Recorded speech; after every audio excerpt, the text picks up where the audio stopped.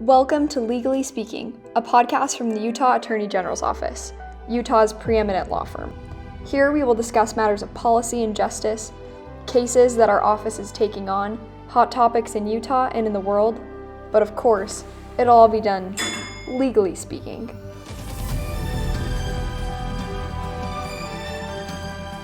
Hello and welcome to Legally Speaking. I'm Richard Pyatt from the Utah Attorney General's Office, joined today by our Attorney General, Sean Reyes. We thought that this podcast, which is intent is to let you know more about the office, we let you know more about Sean Reyes and where he came from and what brought him to the Attorney General's Office. Thanks for coming in, Sean. Rich, it's great to be with you. So, did you ever dream when you were a little kid that you'd ever be an attorney general for a state somewhere? No, never. Never even really in politics. Was interested in civics in high school and have a kind of family history of political service with various members of the family and ancestors. But no, personally, I was more focused on video games and sports and DJing and rapping, and school was pretty challenging in terms of the different programs that I was in, and hours and hours and hours of homework, and having an Asian tiger mom who demanded nothing short of A+ on everything. It was not something that we talked about, and not something that I ever imagined. So your background is interesting because you grew up in California, but your father's from the Philippines and your mother's from Hawaii. Did you ever live in either of those countries? Or not the Philippines, although I visited. And Hawaii, it was interesting. I would go to school during the school year in Southern California, where I grew up, and then almost every summer head back home to Hawaii, where my grandparents still lived, where my mom is from, a really small community on the Big Island of Hawaii, kind of rural community. Great, amazing people. Sounds nice. It's very serene and peaceful, and it's gorgeous. It's the lush up Greenlands in the North Kohala coast. So it's raining often, it's windy, but nearby is the Parker Ranch, which is one of the largest privately owned ranches in the United States. And so there's a cowboy tradition up there, the local high school, the Kohala Cowboys. That's the community in which my mom was raised. And so summer times, often we would end up there at home in Hawaii working, I say farm, ranch. It's kind of a combination of all those things. And our grandparents were, they were all about just hard work, not so much playing, entertainment, or anything else. As we call it in Utah, sort of pioneer stock. They didn't traverse the plains. They came from different backgrounds, but they had that same mentality. So that sounds like a rather serene and uncomplicated life, but you grew up in Inglewood, California. Right on the border. Which is the exact opposite of that lifestyle. Yeah. How rough was that neighborhood that you were growing up in? What was it? Did you feel like you fit in there? Yeah, lots of good questions to unpack in that. I actually was born in Westchester, California, which is right on the border of Westchester and Inglewood. And so sometimes when people say, where did you grow up? I'll say Westchester, and I have no idea where that. Inglewood, right there. I know where that's at. The Fabulous Forum where the Los Angeles Lakers played. Right. We lived close by. That's a rough neighborhood, though, isn't it? It's still can be pretty rough over there, although it's changed and gotten a little bit better. When we were there, again, it had its challenges. It's it wasn't Bel Air, it wasn't Beverly Hills, it wasn't Santa Monica, and there were a number of gangs and certainly drugs and other threats. Largely though, because of the environment, my parents, I didn't really see a lot of that all the time.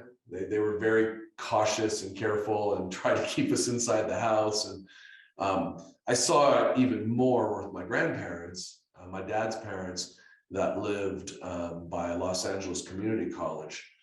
And, we'd escape. My grandparents they drop us off to get babysat, and my uncle and I would slip out all the time.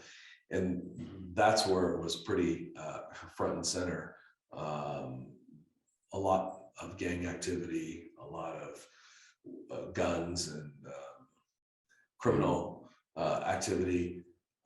And so, how did you avoid those pitfalls of falling into the peer pressure of engaging in drugs and violence? And then you're a lawyer, you went to law school, so that doesn't just happen by accident. So you must have been somehow directed, or you directed yourself on a more scholarly path as opposed to the more streetwise. Not that you're not streetwise, but that street life kind of path. Well, I'll answer your question about not sort of falling down into those paths. But we also tried to avoid that type of conduct just in general. I remember some of the first lessons that my dad taught me were about, don't stand in a window. People are like, what? Why is that? Well, there might be drive-by shooting, stray bullets. Put your money in your sock. If you had lunch money, and people would question, why would you put your money in your sock when you've got pockets or a wallet? Well, when you get beat up or mugged, that you can still keep your money kind of sequestered in the sock, because they might even take your shoes. And often you'd see that they'd beat people up, take shoes, throw them up on the telephone wire and mark territory down there. So whether it's LA or other big cities, you'll often see shoes, or at least back in the day, hanging from up there to kind of send a message to people. So interestingly enough, my parents taught us kind of street rules, and maybe this is a discussion for another day. Some of those street rules were, look, law enforcement is here to protect us, and it's great that we have law enforcement. We're supportive of them, but sometimes law enforcement, in their efforts to enforce the law, might view you, being us, as part of the problem, and they may not take the time to sift out that you are possibly a victim and not one of the perpetrators or suspects. And so rules that many of my African-American friends know well and grew up with, we had similar rules about be careful, because I think there was a duality, a sense of appreciation for law enforcement and authority, but also recognition that as minorities, that we would often get profiled and assumptions would be made, and that you could end up getting abused or hurt by law enforcement as well.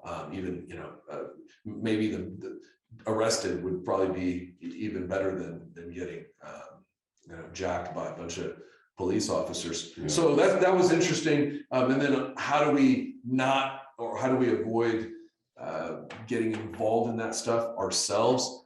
I would credit almost all of that to my parents, a fear of what they would do to us, but also just a sense of right and wrong and boundaries. So they were actually parents. Oh man, yeah. An issue that I hear a lot is that parents aren't parenting the way that they used to. Not necessarily a criticism of anyone's lifestyle, but maybe different styles. Something's happening. Kids are falling into it. Yeah, and we encourage parents always to be as involved as possible with their kids' lives, sit down and talk to them and interact as much as they possibly can to know and to have the trust built up, so their children will share things with them that they're concerned about, and not maybe be overly worried about getting in trouble. So my parents' style, whether it was right or wrong, was very, very interactive and protective. And I recall my mom, this is a few years later after I was older, I had a scholarship offer to go back to a very prestigious prep school for junior high school and high school, and they would pay for everything. And it was the top feeder school to Harvard University. And it was because of a program that I was a part of, a highly gifted magnet program, and how well I had succeeded and done. And everybody else, all the parents of the other students were envious and saying, oh my gosh, like this is such a big deal. And we, congratulations, we're so excited for you. My mom said, I'm not sending my kid across the country for somebody else to raise them. And they said, well, but it's the best school. Look, think about his future. He'll be there with sons and daughters of senators and diplomats and CEOs. And my mom's philosophy was, that may be the case. And when I send him off to college or university or on a mission, then, so be it. But right now I have charge of taking care of him, and I would, she'd give her life and anything to protect us and give us the best opportunities. And so I was upset at the time and disappointed because I had earned this incredible scholarship, go to Phillips Academy and in Andover, Massachusetts, and all of the prestige that went along with it.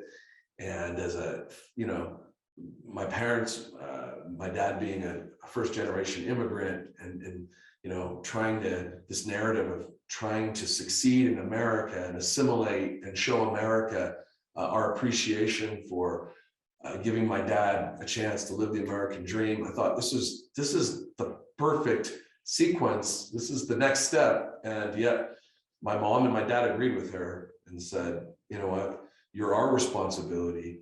We're not going to export you, no matter how great the people may be over there, to someone else. And we're going to instill our values, and we're going to teach you our traditions, and we're going to take care of you the best way we know how. We don't have as many resources. We don't have as much money. But I don't know if any of them could love you as much as we do. And so I didn't go, short story. And there wasn't much discussion or debate. I gave my most persuasive arguments, Rich, and they were rejected soundly. But that was a little bit of our experience growing up. So how did you get into law school? Like what was the path that you took? Did you have good grades in high school that led you to college, that led you to the law, or did you have a inkling that you wanted to be an attorney? Like politics, early on? I don't think I had a notion of wanting to be a lawyer. I enjoyed watching lawyers on TV, on programs. I liked to argue. I was good at it. I excelled in school. Excellent student, but I didn't really think about law. I had to get good grades, literally, or my mom would, just say, pound me. Maybe not physically, although she probably wanted to. And I recall one A- that I got during my entire high school career. And it was, in fact, going back probably to second grade, I think I might have gotten a couple of A- along the way. But in high school, this was the pivotal moment in AP calculus. And I think I was in 9th grade. So it's pretty cool to take, AP calculus. And it might have been AB, not BC, but may she rest in peace, Miss Gregorian decided to teach me a life lesson. She felt like I was a little too intense and maybe too focused on academic success. And she said, you know what, Sean, I had earned an A. I was right on the border. It was like a 93.7 or something. And 93, 94 is the A- back in that system, cutoff. And so she decided to help me. She would just give me the A-, and I would learn a lesson that my life wouldn't be over and that I could move on and still excel and not be too, well, what she didn't realize is my life was over. least in my mom's eyes, because to my mom, I should be getting an A+ in every class. And so it didn't matter that it was AP calculus. I got an A-, and I got grounded like that entire summer. And to this, to the time my mom passed, it was still a thing for her that, that I didn't get a perfect 4.0 during my undergraduate period. Now, fortunately, the way that they weighted grades in my school, if you took AP classes, which I had 12 or 15 of honors classes, which were all honors classes, you could get a weighted GPA. So they would count an A in one of those classes as a 5.0. So we would have ridiculous kinds of GPAs coming out. It made us more competitive when we applied to schools. So I think I had the highest weighted GPA easily in my class, but that they had seen in a long time. It was some ridiculous 4.8 or something. But the naked raw score, I had that one blemish, an A-. And man, my mom, it was not good. So Miss Gregorian, I think, underestimated the intensity of a Tiger mom, but it was, I guess, a good life lesson that, hey, life's not over. I didn't get cut from any of the sports teams. I could still do drama and FBLA and all the other stuff that I was doing. But I remember that intensely. I had to share valedictorian honors with my friend Zimmy Pham, because although I had the highest weighted GPA, she had the highest raw GPA at 4.0. Again, this just irked my mom, because she was like, my son's the best. And so when we gave the valedictory speeches and everything, they had to bifurcate it. We had two. And that was kind of the mentality again in my house. It was church and faith comes first, family right there. And right after that, it was school first. And it could be 4 or 5 hours of homework and studying every night. And these programs were rigorous. So even in elementary school, I remember staying up and studying till maybe midnight, past midnight. That's how I started to develop sort of a habit of staying up and working into 1 o'clock, 2 o'clock, and it persisted through high school. Then you add football, basketball, volleyball, track, scouts, church activities, other, events. And it was then 3 o'clock, 4 a.m.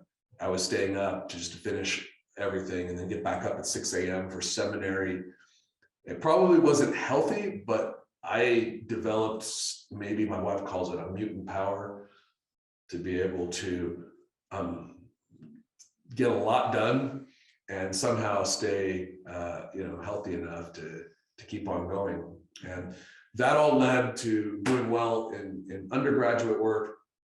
And it was a pre-law advisor. Her name was Eileen Crane, who remains a dear friend to this day. Love her to death. And she said, I'm recruiting for law schools, and BYU's got a great law school, but I think you should be in law. And I was like, yeah, that's interesting, but I love writing poetry and creative writing. I think I want to be maybe an author, a novelist, or teach English, be an English professor. And she's like, okay, but first of all, economically, think about that. You're going to be a PhD is that's 7 to 10 years. You're not going to make a lot of money. And for some reason, she just was dogged and just kept on me and was like, all right, I want you to take these pre-law classes, and then I want you to meet with, and pretty soon, I think just by the force of her own nature and her desire that I become a lawyer, thought, all right. And I took the LSAT, did really well, sent applications out. And then this is an interesting thing that happened. I thought I would go to BYU law school, BYU undergrad. BYU had a great school. I liked Provo. And my girlfriend at the time was leaving on a mission for the Church of Jesus Christ of Latter-day Saints. So I thought, oh, this is great. By the time I'm done with law school, or when she comes back, I'll be mostly done. And so BYU, I applied. And the dean at the time, Dean Scott Cameron, who was a friend and has remained a friend, he rejected my law school application to BYU. And I had gotten into higher ranked law schools, ones that others would say were more prestigious than BYU. And I was like flummoxed. I was really perplexed at why I wouldn't get accepted at a school that, I loved. And he said, Sean, I think you do great at BYU and they'd be well served, but you have a unique background and a diversity of life experience. And we kind of want to export that. So you're a BYU product, but let's send you out somewhere else. And not only will it's not that you need the diversification because you come from such a diverse background already, but it'd be nice for a BYU product to go out representing the university somewhere else. And I thought, okay, I think that was just a really, really nice way of letting me down and saying, we don't want you at BYU Law School. But turns out I had an opportunity. I got recruited to play ball. I had come with the intention of playing volleyball at BYU. That didn't work out with the new coach. And so may he rest in peace, Coach McGowan. I wasn't part of his plans. And so I had maintained some eligibility, and Cal Berkeley had a really, really good club volleyball team at the time. And they reached out to me and said, hey, if you're possibly coming to law school, we'd love for you to play. We could use the experience. And so it was a really cool opportunity to go to a school in my home state. The tuition was like $1,700 or something ridiculously low for in-state tuition at the time.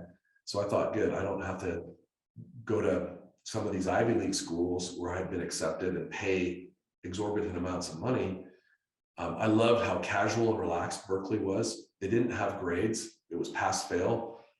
The dean of admissions called and left me a message and swore at me while I was lying in bed and was just so relaxed about everything. I thought, they don't take themselves too seriously here at Berkeley. I think I can dig this environment. And if I get to finish out my volleyball career and play at Cal, that would be a lot of fun. And so, and there was another component. I had been training a lot jiu-jitsu and BJJ, Brazilian jiu-jitsu in particular, martial arts. MMA was this like sort of new hybrid sport that was starting to emerge. And I had been training a lot and fighting in tournaments coming out of Provo. And there at Berkeley, there were a couple of dojos that were really prestigious that were willing to take me on as a student to train. And that whole just little world kind of came together for me to go to Berkeley. But the seed for law had been planted mostly because Eileen Crane said, you have extremely good writing skills. Lawyers need to be able to write. You are really good arguing on your feet and communicating, maybe all the years of doing, luau's and emceeing events and public speaking with your dad. So you should be a lawyer. And Rich, I would say, the last thing that cemented it for me, and she said, you've told me about experiences with your dad who struggled when he had businesses, when he was producing movies and directing movies, when he was doing different ventures, that people would try to take advantage of him and sue him. And you felt that was unfair. Largely, your dad and you felt like it was discriminatory because he was not the right flavor, different religion, in Hollywood, different last name. He sounded, and you felt like people were always taking advantage of him. This is a chance to be able to stand up, whether you go back and represent your father and his businesses or other people like him. Law is a noble profession, and they need people like you to be able to give voice to the underdog and fight back. And she was, great at selling. So you'll be able to make money immediately, or at least a lot faster. you're going to enter this noble profession you can use your warrior spirit to go fight for the downtrodden and those who need representation. And schools like Berkeley will want to recruit you, and it worked. I was sold, and I think that ultimately was the impetus to then finally make the decision to go into law school. So then you worked at a firm for a while. Yeah, ironically, I didn't go represent really small businesses out of law school. I turned down some clerkships, and I really wanted to go into the JAG Corps, and still probably the biggest regret in my life, not serving my country in the military. Everybody in the law school environment said, don't go to the JAG Corps. That's only for people who can't get real jobs. And you're getting the biggest firms and great clerkship offers. And I regret not listening to my heart and just listening to others. And still, the choice that I made once I decided where I wanted to go was a great choice for me. And I never regret the decision to go where I went, which was a law firm called Parsons, Bailey and Latimer, and made lifelong friends from there. But I chose to clerk for them and then accepted an offer full-time after clerking. And again, I represented large companies, some small startup companies too, but a lot of when you're a huge firm, at least in your marketplace, you tend to represent the biggest players. And I will say that at times I was a little conflicted, because even though I loved representing our clients and we did a great job and won cases and trials and that, there was a part of me that was saying, I really want to stand up for the little folks, the reason I kind of came into law in the first place. And so then I would look for outlets, serving on nonprofit boards or working with the state bar and the Young Lawyers Division to do pro bono work and different initiatives. And so that was kind of how I found balance. Nothing wrong with representing large corporations. They need capable representation. But when you're embroiled in mega cases for 5, 6, 7, 10 years, and it's billions of dollars or hundreds of millions, and sometimes you might feel like, hey, I'm just a hired gun in this process. I want to do something perhaps a little more meaningful, just fulfilling. I think some of those things started to stir inside of me. And ultimately, I took a job internally as general counsel for a company, where I thought, I can get behind the vision of this particular company and protect them and their employees, make sure they make right decisions. And then from there, that company got rolled into a venture fund. And I thought that's what I would be doing for the rest of my career. And I guess that kind of leads us up right to the point before I ran for office and then ended up here in the Attorney General's office. But that combination of business and law, I love and still do, and try to incorporate a business approach and mentality in how we run a government office, and still try to protect as much as possible the good players in the business community. There are bad actors in every industry, and we have an obligation to go after them and protect the citizens of this state and consumers.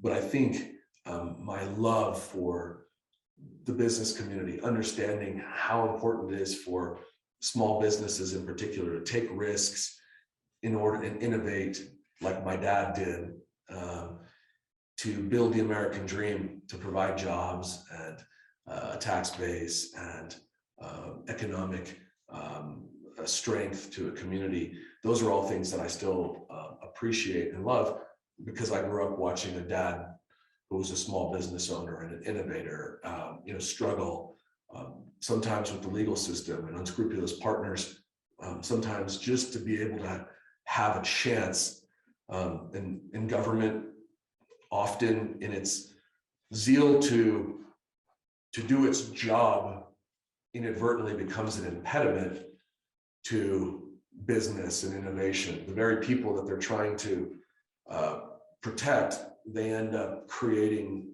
I would say, too much regulation, too much bureaucracy, and it can have a stifling effect.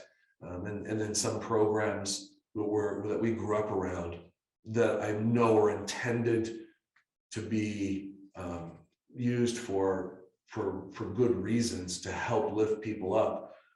For example, some social benefit programs. They were very pervasive in the environment in which we grew up. And my dad he said, I could qualify for those, but I can also go out and get 3 jobs. And some of the neighbors around us would say, my dad said, buddy, why are you working so hard? Because you can stay home and get paid by the government to essentially not do as much. And he bristled at that and was upset that people would try to game a system that was intended to benefit folks, that was meant to be short-term and give people a hand up, not a handout. And so a lot of those experiences from my younger years, I believe, inform my decisions that I make today, and the philosophies and ideologies that I have, and the person that I become, and the type of leader that I try to be.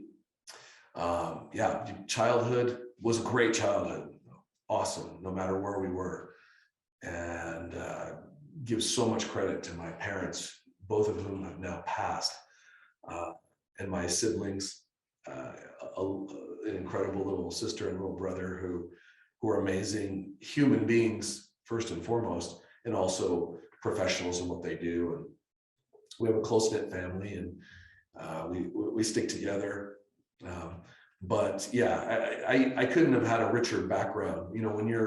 When you don't have a lot of resources handed to you or available to you, you have to go out and just try to be as creative as possible, entrepreneurial. So like I said, I had all sorts of different jobs and experiences. Often I'll get comments like, how do you know so much? Or how do you have experience in all of these different areas? Again, you say, there's a little bit of a I guess, when you're financially insecure coming up, you think, man, I've got to hedge my bets. I've got to try to be good at everything. Hopefully one of these things will work out, so I can provide for the family, and so we can maybe live a little bit higher standard than the one that we grew up with. And I think you can make the best of any circumstance. But that's what the American dream is about trying to help make things better for the next generation. I would have never have thought I've been doing some of the things that I'm privileged to do, representing the people of Utah, and being able to travel outside of the state and outside of our country to represent and help people who are in much more difficult circumstances. Mm-hmm. And it just reinforces how fortunate we are to be in America, not because we're better than anyone else, not because we're more deserving than anyone else, we're just more blessed. And with that privilege and with those blessings come a lot of responsibility. So I think it's incumbent on us to use the resources we have, like the immediate war going on in Ukraine, to help brothers and sisters there across the world. Afghanistan, which was just a few months ago when Rich, we were talking about, and we were doing things officially through the office and channels through the State Department, and then unofficially we were working with different nonprofits, NGOs to rescue and help pull people out of a terrible situation, help some relocate here to Utah. And again, I hope that people listening and watching these podcasts will understand the great work that is done by incredibly dedicated public servants who are lawyers and paralegals and law enforcement agents and other legal professionals.